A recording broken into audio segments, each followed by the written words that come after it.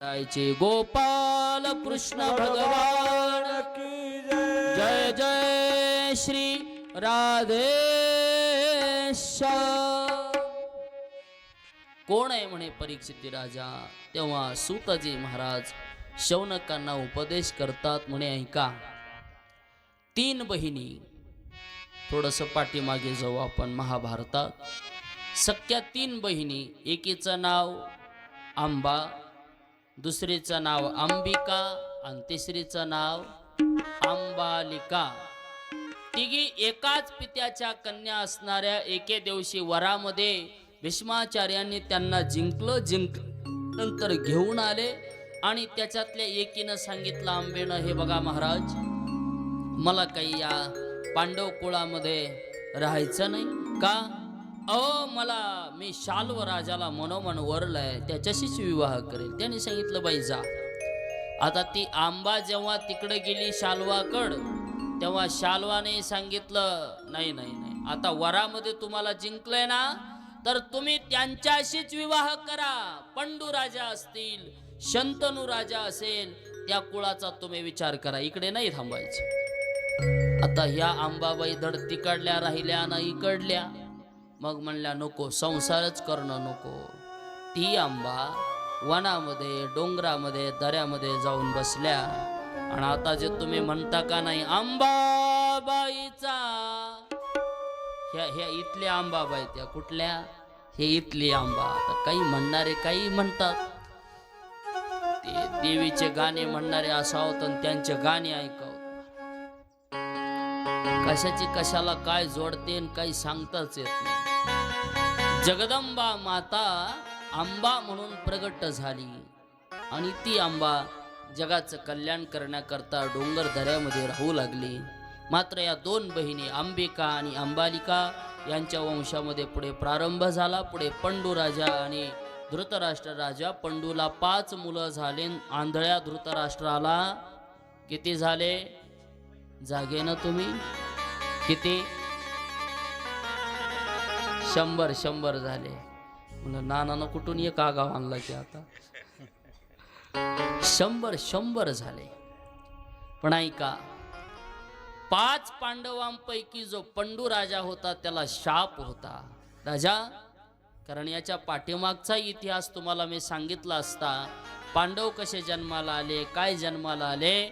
पण शास्त्रानं दंडक घातला म्हणे नदीचं मूळ आणि पांडवांचं कुळ कधीही पाहायचं नाही. काही कथा ऐकल्यावर पुण्य लागतंय आणि काही कथा ऐकल्यावर काय लागतंय, पाप लागतंय. गरुड पुराण ऐकल्यावर पुण्य लागतंय, पण कधी ऐकायचं, कधी बी घेऊन बसायचं का ते. म्हणले नाही नाही, ज्या वेळेला ते निमित्त आहे तिथंच ऐकायचं. एरवी काही ग्रंथाला नियम आहे की काही ग्रंथ घरामध्ये सुद्धा ठेवू नये. काही देवांच्या प्रतिमा आपल्या घरात नसल्या पाहिजे. दत्तात्रयाची प्रतिमा, दत्तात्रयाचा फोटो घरात नसला पाहिजे. कारण दत्तात्रय कसे, आता ते ब्रह्मचारी बाबा आहे, ते घरी कसा राहीन बरं. भगवान मारुतीराय ब्रह्मचारी आहेत, मारुतीरायाचा फोटो घरात नसला पाहिजे, मग ते मंदिरातच आहे. तसं गरुड पुराण असेल ते तिथे ऐकायचं. म्हणून पांडवांचं कुळ पाहिलं की म्हणे दोष लागतो. म्हणून आपल्याला मागची कथा पाहायची नाही. पंडूराजाला शाप होता. शाप असल्या कारणाने पंडूराजा मृत्युमुखी पडला. 5 लेकरांचा बाप गेल्यानंतर 5ही लेकरं अनाथ झाले. 5 पांडव. आणि पंडूराजाच्या वाट्याचं सगळं राज्य कोण भोगू लागलं, पांडवांचा चुलता, त्याचं नाव तो धृतराष्ट्र. आता त्याच्याकडं राज्य होतं, यांचंही तोच सांभाळायचा, त्यांचंही तोच सांभाळायचं. करता करता पंडू राजाचे मुलं अनाथ झाल्यानंतर धृतराष्ट्राने महाराज त्रास द्यायला सुरुवात केली. कोणाला, पांडवांना. एक गोष्ट लक्षात घ्या, जगात दुसऱ्याला त्रास देणं हे कधीही चांगलं नसतं. तुमच्या वाट्याच्या संपत्तीचा उपभोग तुम्ही नक्की घ्या, तुम्हाला मिळालेले संपत्तीचा आनंद घ्या. पण माणसाची वृत्ती वाईट असते. माझं ती माझं आणि दुसऱ्याचं सुद्धा माझंच असं जेव्हा माणसाच्या मनात येतं तेव्हा मात्र माणूस दुसऱ्याला त्रास देत असतो. धृतराष्ट्र सगळ्यात मोठा मुलगा आहे. त्या मुलाचं नाव आहे दुर्योधन. काय नाव आहे? दुर्योधन. एक वैशिष्ट्य आहे धृतराष्ट्राच्या. का नाव दुर्योधन ठेवलं? कारण बरीच नावं, 100 नावांपैकी जवळजवळ 50 ते 55 नावं द या शब्दाने सुरुवात होतात. दुष्ट, दुर्योधन, दुःशासन अशी जी काही 100 नावांपैकी 50 ते 55 नावं दु शब्दानं सुरुवात होतात कौरवांच्या. आता सगळ्यात मोठा मुलगा असणारा तो दुर्योधन त्रास द्यायचा, पांडवांना संपत्ती द्यायची नाही, पांडवांना काही द्यायचं नाही असं ठरलं त्यानं. पण पांडव म्हणायचे आम्हाला तुमचं काही नको, फक्त आम्हाला कोणाचं द्या? आमच्या आमच्या वाट्याचं द्या. खूप वेळा समजावून सांगितलं. चुलता गोड बोलायचा. पांडव पुन्हा पुन्हा जायचे, काका ते तेवढं देऊन टाका. हे मी आजपासून नाही, लोक म्हणतात आज दुनिया फार बिघडली. हे कधीच आहे? द्वापार युगातलंय. द्वापार युगापासून भावाभावात वाटण्याची परंपरा आहे आणि तेव्हापासून पद्धत आहे. भाऊ भाऊ घर ह्यांचं, भाऊ दोघं एकत्र, एकच जमीन, एकत्र संपत्ती. पण भावाचा भावावर विश्वास नसतो. भांडणं जेव्हा होतात आणि जेव्हा वाटणी करायची असते तेव्हा वाटून देणारे घरचे असतात का बाहेरचे? कुठले कुठले वाटून देतात? ही माणसाची वृत्ती आहे. वाटून घेताना सलोख्यानं तरी वाटून घ्या. बाहेरचा येतो आणि बाहेरचा वाटणी करून देतो.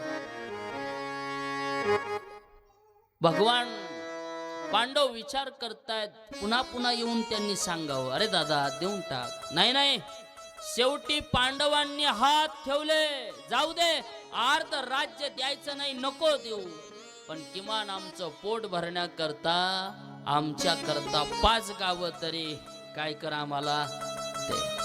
पण संपत्तीची लालसा एवढी वाईट असते. दुर्योधनानं सांगितलं 5 गावं काय, तुम्हाला 5 घरं सुद्धा देणार नाही. मग आता स्वाभाविक आहे, पांडवांनी विचार केला आता हे गोडीनं देत नाही. आणि जेव्हा गोडीनं देत नाही तेव्हा प्रसंग येतो युद्धाचा. आता युद्ध करायचं. पण पांडव जरा शांत होते. त्यांनी असं सांगितलं, जाऊ द्या, देवाला मध्यस्थी घालून बघू. म्हणून शेजारच्या देशाचा राजा भगवान कृष्ण परमात्मा त्याला बोलवलं. बाबा तुम्ही काही 4 गोष्टी सांगून बघा, तुमचं काय ऐकलं तर ठीक. पण आता तो दुर्योधन कशाचा ऐकतो? भगवान कृष्ण परमात्मा मध्यस्थी करणारे. पुन्हा पुन्हा झालं पण शेवटी काही उपयोग झाला नाही. दुर्योधनाने सांगितलं, देवा तुम्ही देव असाल पण आमच्या राज्यातली सुईच्या टोका एवढी जमीनही आम्ही पांडवांना देणार नाही. खूप त्रास दिला महाराज पांडवांना. आता ते भागवत कथेमध्ये त्याचं एवढं काही वर्णन आलं नाही, महाभारतामध्ये वर्णन केलं. या संपत्तीचे वाटेकरी 5 पांडव होऊ नये म्हणून पांडवांना अख्ख्या उभ्या लाक्षागृहामध्ये जाळून टाकण्याचा काय केला? प्रयत्न केला. मेनाचं घर, महाल, आणि त्या महालाला सुद्धा आग लावून दिली. मेले मेले 5 पांडव. आता राज्याची वाटणी होणार नाही. आणि हे खरं आहे, लोक संपत्ती करता माणसं मारायला सुद्धा माग पुढं पाहत नाही. पण एवढी गोष्ट लक्षात ठेवा, तुम्ही कितीही संपत्ती जमवा पण एक ना एक दिवस कमवलेली सगळी संपत्ती इथेच ठेवून जायची आहे, ती घेऊन नाही जायची सोबत. म्हणून मिळवा, पण केवढं मिळवा?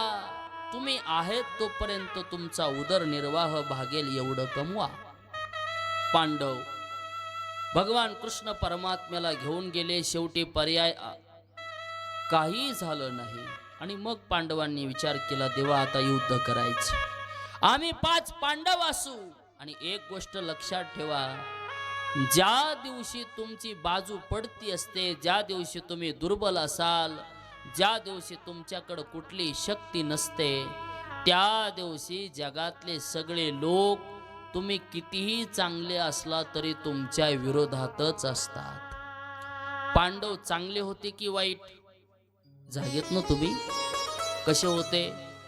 पांडव चांगले होते. पण पांडव चांगले असताना त्या राज्यातले सगळे जुने जाणती माणसं त्यांनी पांडवाकडून जावं की कौरवाकडून? जे लय ज्ञानी होते, लांब लांब दाड्यावाले, मोठ्या मोठ्या माळा गाळ्यानी होत्या, लांब लांब जटा होत्या, त्यांना तर कळत असन का नाही आपण कुणाकून जावं, चांगल्या कोण की वाईटा कोण? कुणाकून? चांगल्या कोण जावं. पण ज्याची सत्ता असते, सत्ता दुष्टाची असेल तर चांगली माणसं सुद्धा कुणाच्या बाजूला बसतात? दुष्टाच्या. सत्ता होती कोणाची? कौरवांची. पांडवाच्या बाजूनं कोणी आलं नाही. भीष्माचार्य नाही, कृपाचार्य नाही, द्रोणाचार्य नाही.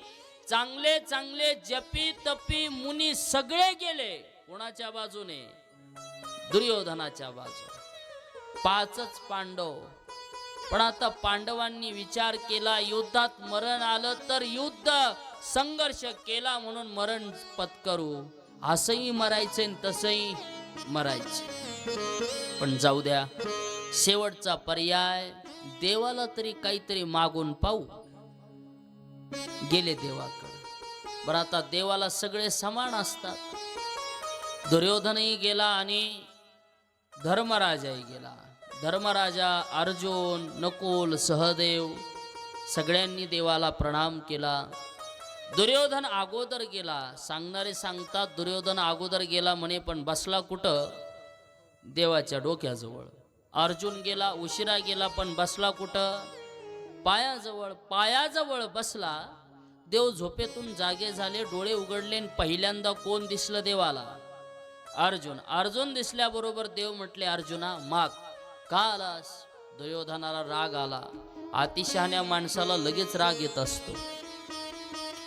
राग आला. देवा थांबा, अर्जुनाच्या आधी मी आलोय. बरं तुम्ही बोला. देवा आता आम्हाला युद्ध करायचंय आणि तुमची मदत पाहिजे. अर्जुना तू का आलास? आम्हाला युद्ध करायचंय ना आम्हाला तुमची मदत पाहिजे. अरे बापरे, दोघालाही पाहिजे. मग देव म्हणे ऐका, 2 वाटण्या करू. एका बाजूला माझं सैन्य राहील आणि एका बाजूला केवळ मी राहील. मागा. काय मागायचंय? पण आता मागण्यात असं असताना म्हणे, वाटण्यात आधी उचलायची कोणी असते? लहान्याने. अर्जुन म्हणे, देवा मला नको तुमचं सैन्य. पाहिजे तुम्हाला काय पाहिजे? तू पाहिजे. तुकोबाराय सुद्धा म्हणतात, देवाकडं मागण्यापेक्षा देव मागा, सगळं तुमचं होऊन जा.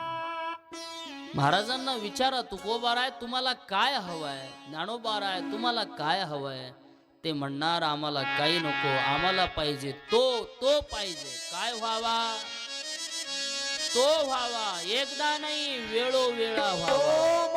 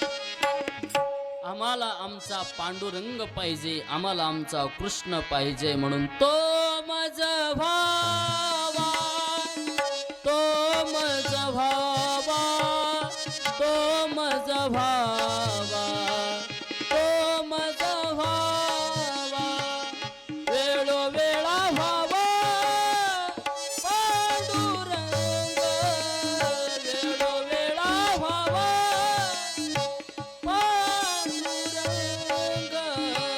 तो माझा भावा, तो माझा भावा, तो माझा भावा. देवा पाहिजेस तर तू पाहिजे. बर अर्जुना, तुम्हाला मी पाहिजे. दुर्योधन खवळला, देवा त्याच्या बाजूनं जायचं आणि लगेच धनुष्य बाण घेऊन आम्हालाच मारायचं. दुर्योधना वचन देतो, अख्ख्या युद्धामध्ये एकदा सुद्धा मी धनुष्य बाण किंवा कुठलंही शस्त्र हातात घेणार नाही. पण एक गोष्ट करेल. काय? कधी संकट पडलं अर्जुनाला तर 2-4 गोष्टी काय करीन सांगन. आणि एक गोष्ट लक्षात घ्या, एखाद्या वेळेस तुमच्या जवळ किती मोठं संकट असू द्या, पण एखाद्या माणसाने एक गोष्ट सांगितली तर अख्खा आयुष्याचा निर्णय बदलतो. सल्ला मसलत करेन. दुर्योधन तुला काय पाहिजे? तुमचं सगळं सैन्य दिलं, शस्त्र दिला, ठरली युद्धाची तारीख. युद्ध कुठे करायचं? धर्मक्षेत्र असणाऱ्या कुरुक्षेत्रावरती युद्धाला प्रारंभ करायचा आहे.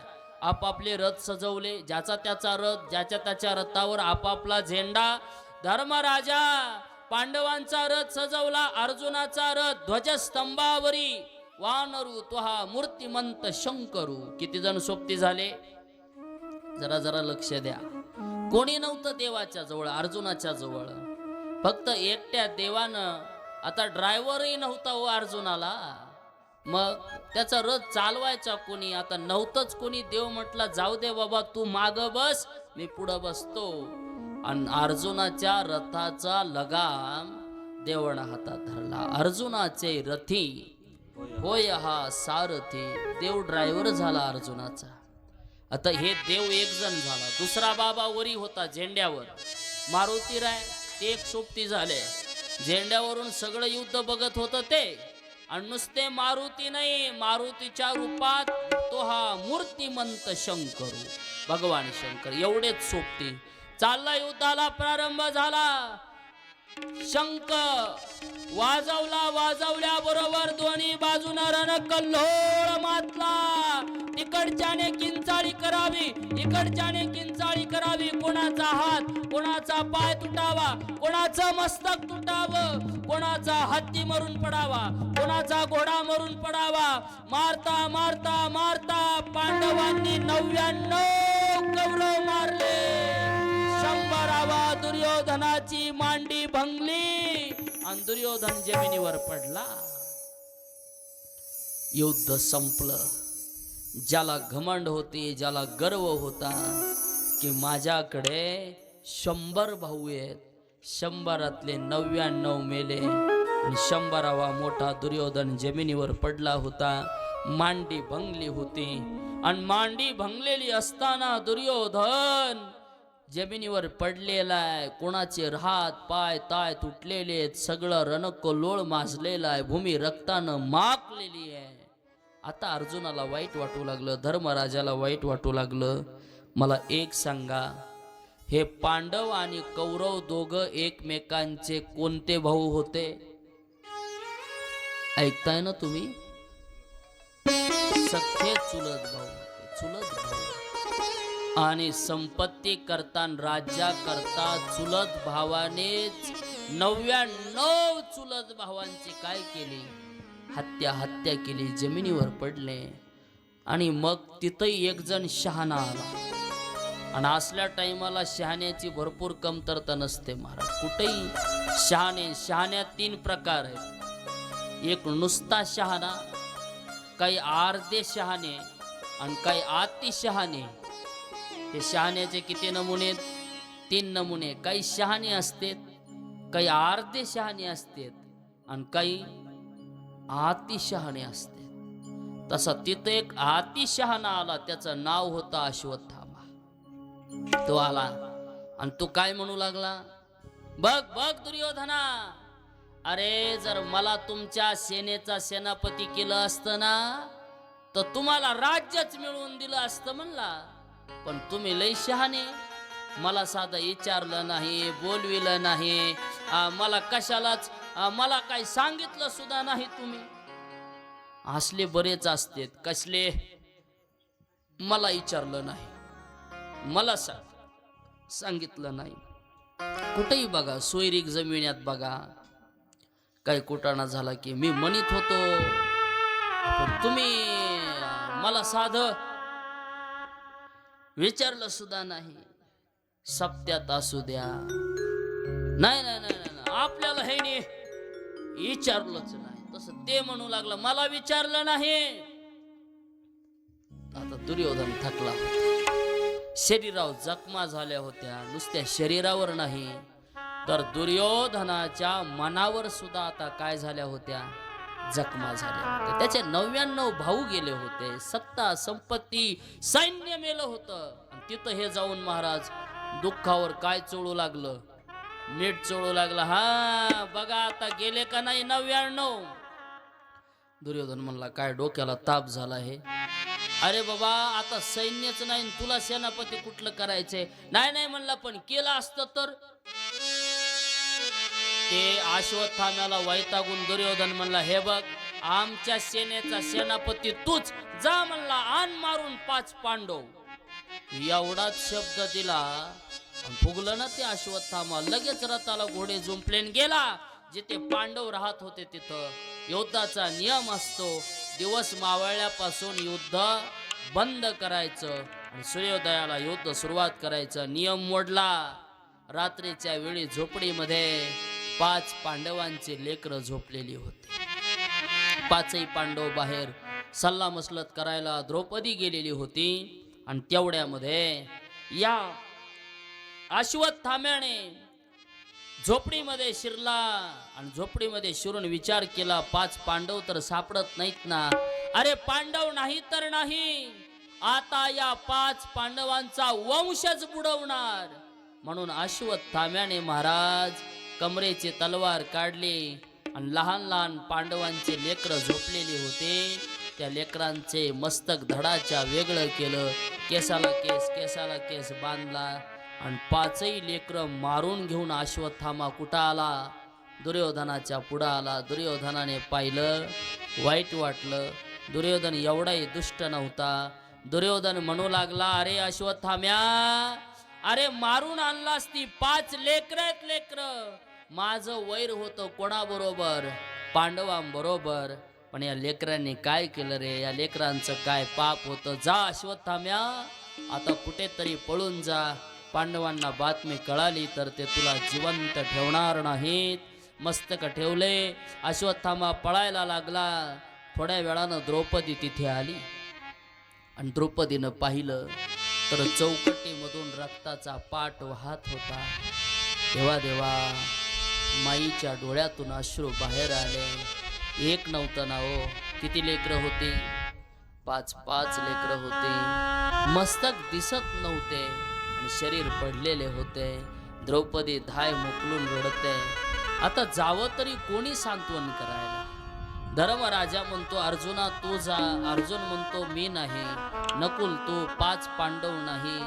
शेवटी भगवान कृष्ण कन्हैया जाणार, पण देवाची सुद्धा हिम्मत होत नव्हती. कारण एका आईला लेकराच्या मृत्यूची बातमी सांगणं हे सगळ्यात मोठं दुःख आहे.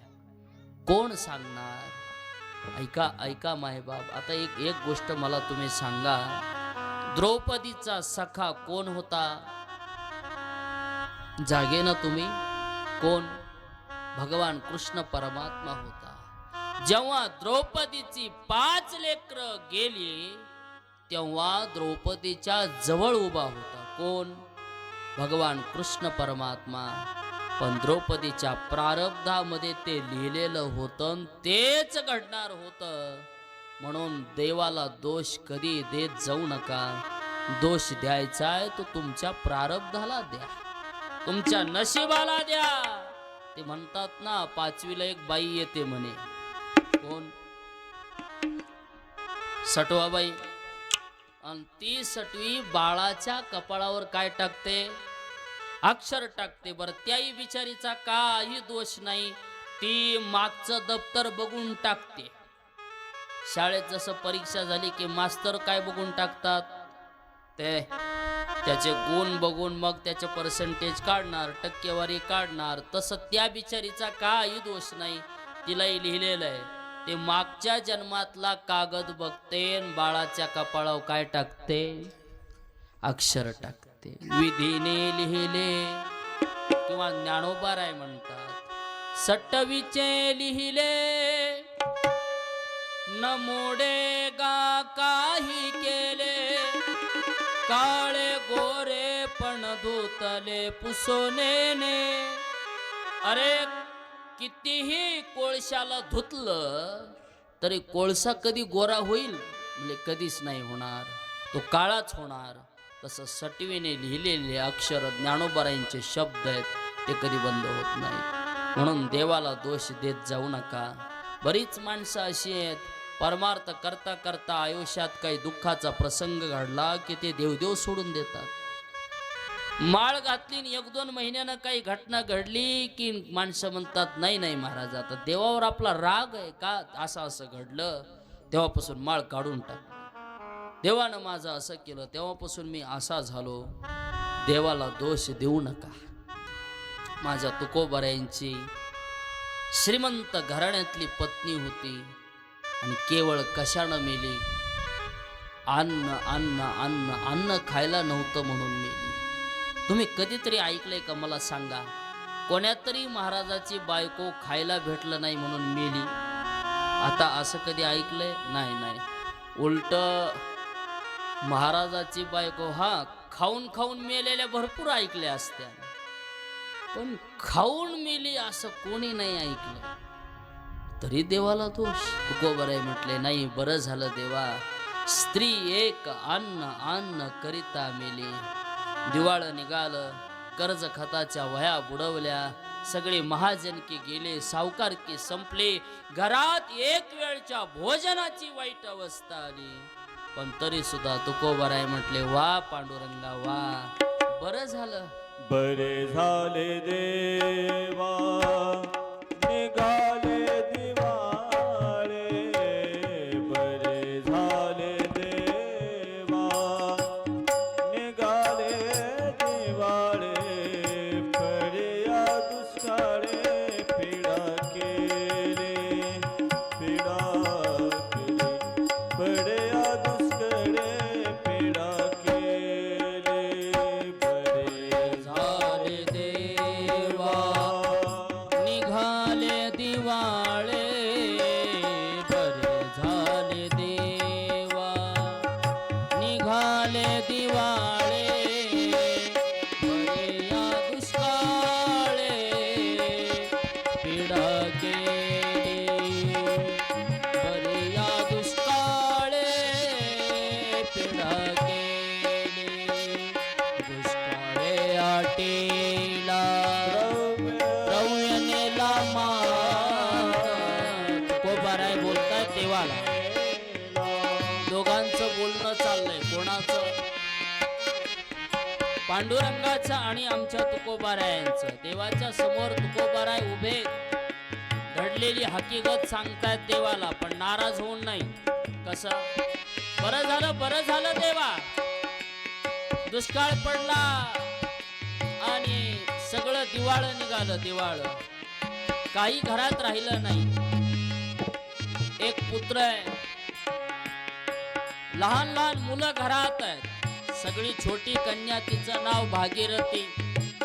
ती बाबा बाबा म्हणते पांडुरंगा, पण कधी कधी तिचं सुद्धा काय भरत नाही, पोट भरत नाही. आता दुष्काळ पडला. दुष्काळ पडल्यामुळे घरामध्ये संपत्ती राहिली नाही. सावकारकी महाजनकी गेली. लोक लांबून राम राम घालणारे. आता घरात काही न राहिल्यामुळे जवळ आल्यावर सुद्धा राम राम घाली ना का? द्रव्य गेलं की मान गेला. संपत्ती आहे तोपर्यंत मान आहे. म्हणून दुष्काळामध्ये द्रव्य संपलं आणि आमच्या घरातला मान सुद्धा काय झाला? संपला देवा. म्हणून दुष्काळी आठीला द्रव्य नेला मान, दुष्काळी आठीला द्रव्य नेला मान. स्त्री एक अन्न करिता मेले, एक करिता मेले.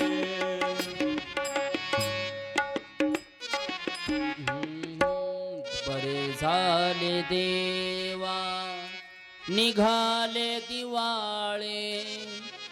बरे या दुष्काळे पिढा केली का? ते प्रारब्धात होतं. म्हणून देवाला दोष द्यायचा नको.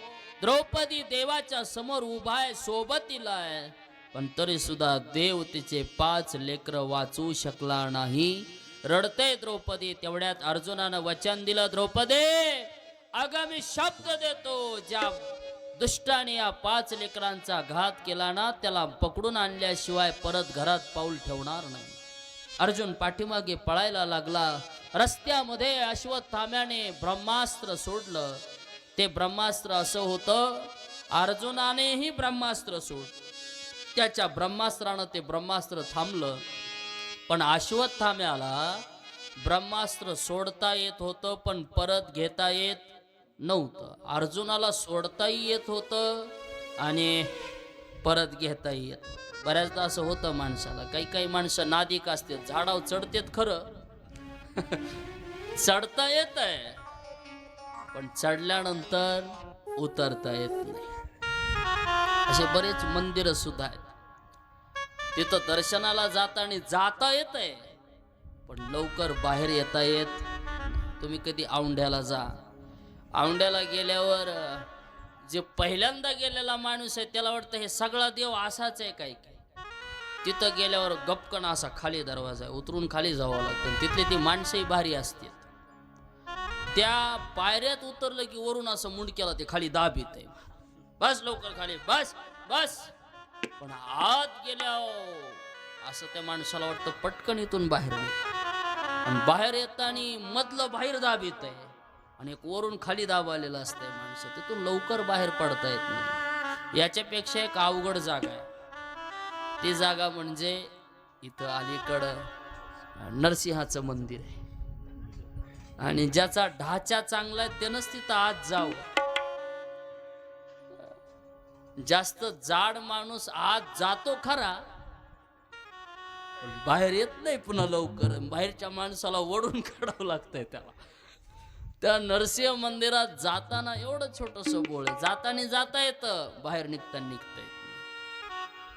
अश्वत्थाम्याला ब्रह्मास्त्र सोडता येत होतं पण परत घेता येत नव्हतं. पकडलं अश्वत्थाम्याला, आणलं द्रौपदीच्या समोर, उभा केलं. द्रौपदी समोर बघते विचार करते, नको नको नको नाही मारायचं याला. का? अहो जर आज माझी लेकरं मेली म्हणून मी जसं रडते ना तसं जर याला मारलं तर याची आई सुद्धा रडेल. हो नका मारू. कृष्ण परमात्मा म्हणतात मारून टाका. पण द्रौपदी म्हणते उवाच च सहन्त्यस्य बंधनानयन सती मुच्यतामेष ब्राह्मणो नितराम गुरु. नुसता हा ब्राह्मण नाही तर आपल्या गुरूंचा मुलगा आहे. कोणाचा मुलगा आहे? गुरूंचा मुलगा आहे. याची माता गौतमी सुद्धा अशीच रडेल. नको नको नका मारू. भगवान म्हणतात मारून टाका. आतताई हा पापी आहे. कोणाकोणाला पाप आतताई म्हणावं? जो लहान लेकरांची हत्या करतो, कोणाला तरी जेवणात विष देतो, मुक्या जनावरांचा चारा जो जाळून टाकतो, नष्ट करतो, यांना आतताई म्हणावं. पण काय करावं म्हणून अपमान करायचं ठरवला. मला एक सांगा, द्रौपदीची 5 लेकरं ज्या अश्वत्थाम्यानं मारली ती कशानं मारली? फक्त द्वेषानं. जर द्वेष केला नसता तर 5 लेकरं गेले नसते. म्हणून कधीही कोणाचा द्वेष करू नका, मत्सर करू नका. मतभेद असतात, माणसाच्या मनामध्ये थोडंसं शंका कुशंका असते, पण थोडी लिमिट ठेवा, मर्यादा ठेवा. एवढा द्वेष करू नका. कधी कोणाचा मत्सर एवढा करायचा नाही, कारण किती दिवस राहायचंय. आयुष्य फार थोडं आहे.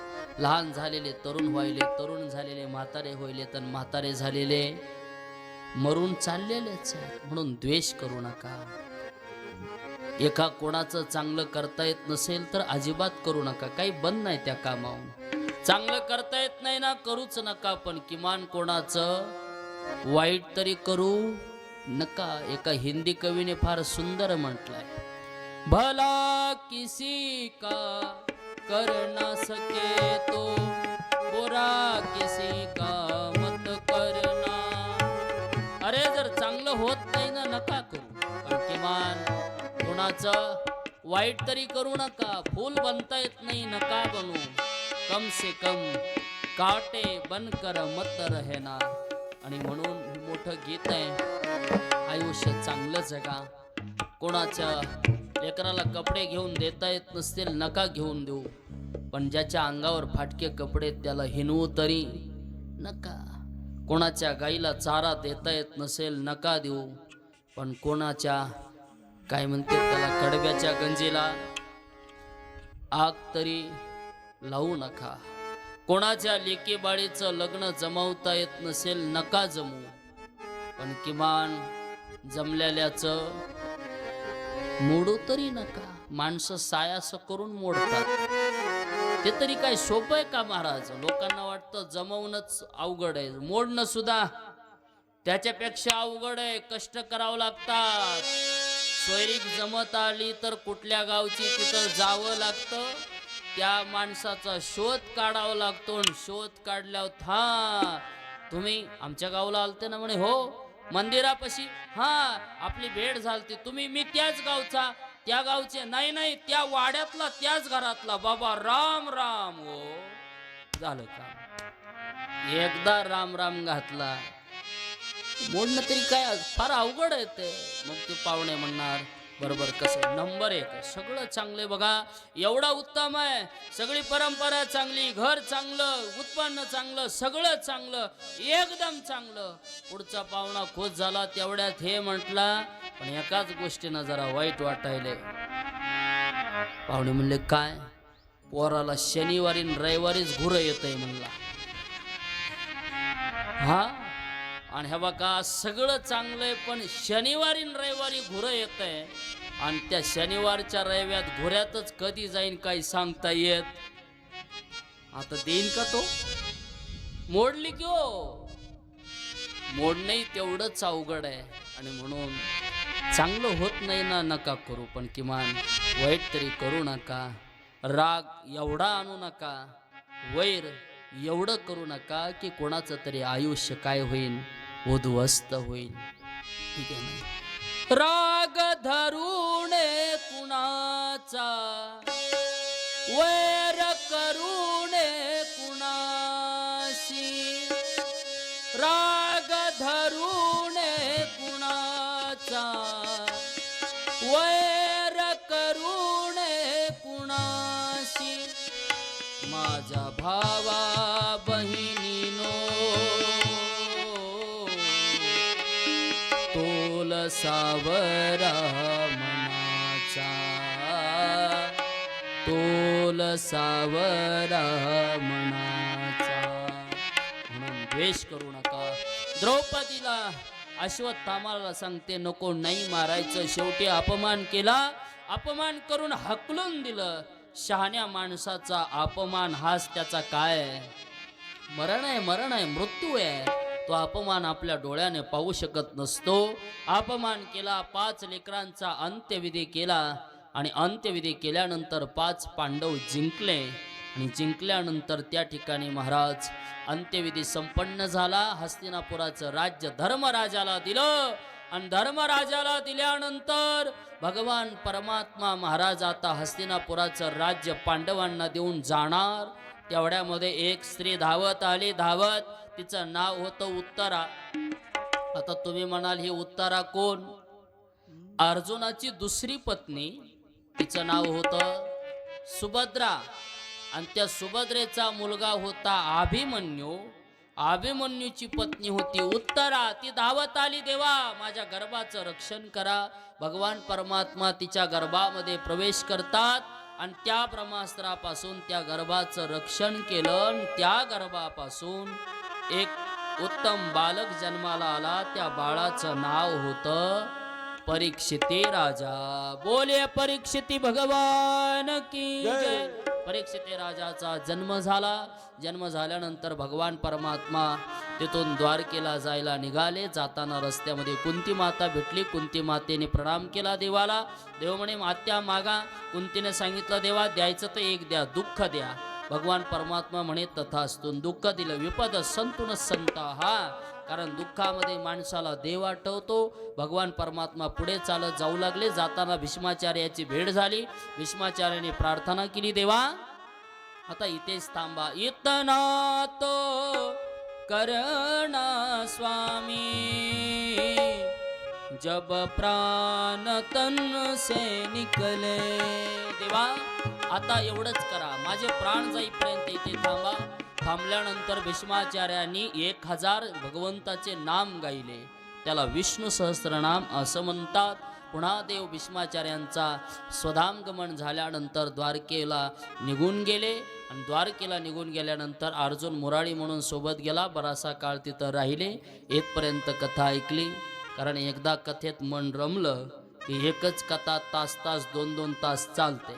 पण आता एकटीच कथा नाही ना, अजून काही भरपूर आपल्याला ऐकायचं असतं. 4 वाजलेले आहेत. आता थोडंसं भजन होईल. भजन झाल्यानंतर 2 मिनिट थोडं मध्यांतर होईल आणि पुन्हा कथेला प्रारंभ होईल. आता भगवान द्वारकेला गेलेत. आता परीक्षिती राजाला का शाप भेटला याची कथा आपल्याला ऐकायची. बोला.